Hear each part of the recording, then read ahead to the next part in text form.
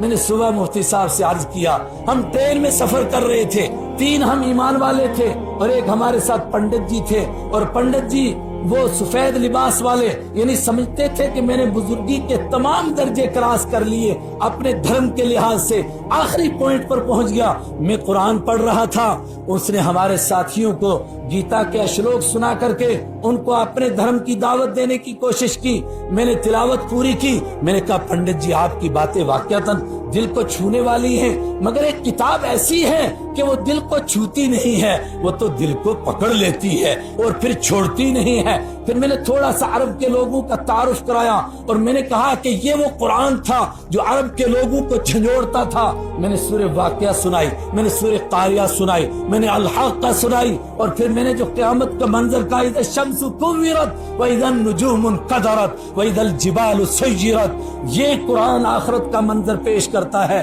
میں نے کہا یہ وہ قرآن تھا جو لوگوں کو جھنجھوڑتا تھا اور لوگ اس کو ماننے کے لیے مجبور ہوتے تھے۔ رب کعبہ کی قسم، اس کی پیشانی پر پسینہ آ گیا اور وہ کہنے لگا مولوی صاحب یہ تو ہم کو جھنجھوڑے جا رہا ہے، یہ تو ہم کو جھنجھوڑے جا رہا ہے، ان کو کتنا جھنجھوڑتا ہوگا۔ اور آخر میں اس نے کہا کہ مجھے ایک مرتبہ اس پر غور کر لینے دیجیے گا، ورنہ میں جب غور کروں گا انشاءاللہ ضرور کلمہ پڑھوں گا۔